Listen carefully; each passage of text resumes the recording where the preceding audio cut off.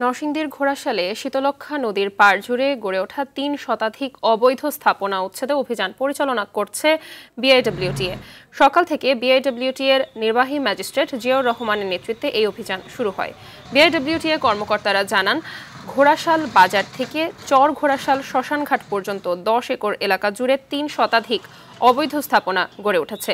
এর আগে এসব স্থাপনা সরিয়ে নিতে গেল ৭ দিন আগে নোটিশ দেওয়া হয়। টানা ৪ দিন এই অভিযান অব্যাহত থাকবে বলেও জানান কর্মকর্তারা।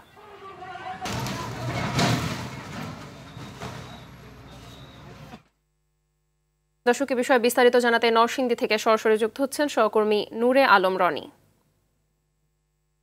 রনি, অভিযানের বিষয়ে সবশেষ কি তথ্য আছে আপনার কাছে?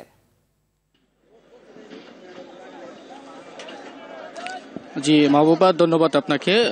আমি এই মুহূর্তে রয়েছি নরসিংদীর ঘোড়াশাল শীতলক্ষ্যার এই নদীর পাড়টিতে। আপনি পিছনে যদি দেখেন, দেখতে পাবেন যে এখানে কিন্তু সকাল থেকে বিআইডব্লিউটিএ এর পক্ষ থেকে যে এই উচ্ছেদ অভিযান পরিচালনা করা হচ্ছে এবং ইতিমধ্যে 50টির অধিক কিন্তু যে অবৈধ স্থাপনা সেটি কিন্তু উচ্ছেদ করা হয়েছে এবং এটি চলবে বিকেল নাগাদ পর্যন্ত। এবং আমি যদি দেখাই যে এই যে স্থাপনাগুলো আপনারা দেখতে পাচ্ছেন যে এগুলো বহু বছর ধরে কিন্তু এই নদীর যে জমি, সেই জমি জুড়ে কিন্তু এগুলো গড়ে উঠেছিল এবং আমরা বিআইডব্লিউটিএ এর পক্ষ থেকে যেমনটা জেনেছি যে গত 7 দিন আগে তারা কিন্তু এখানকার যারা অবৈধ স্থাপনা গড়ে তুলেছিল এবং যারা এগুলো ব্যবহার করেছিল তাদেরকে নোটিশ দেওয়া হয়েছিল যেন তারা এগুলো তাদের স্ব অবস্থান থেকে এগুলো সরিয়ে নেওয়া হয়। কিন্তু তারা অনেক ব্যবসায়ীরা কিন্তু এগুলো সরিয়ে নেওয়া হয়নি, তারা কিন্তু নেয়নি। তবে আজ সকাল থেকেই কিন্তু ঢাকা থেকে নির্বাহী ম্যাজিস্ট্রেটের নেতৃত্বে যে অভিযানটি আপনারা দেখতে পাচ্ছেন এটি পরিচালনা করা হচ্ছে এবং এখানে বলে রাখছি যে ঘোড়াশাল বাজার থেকে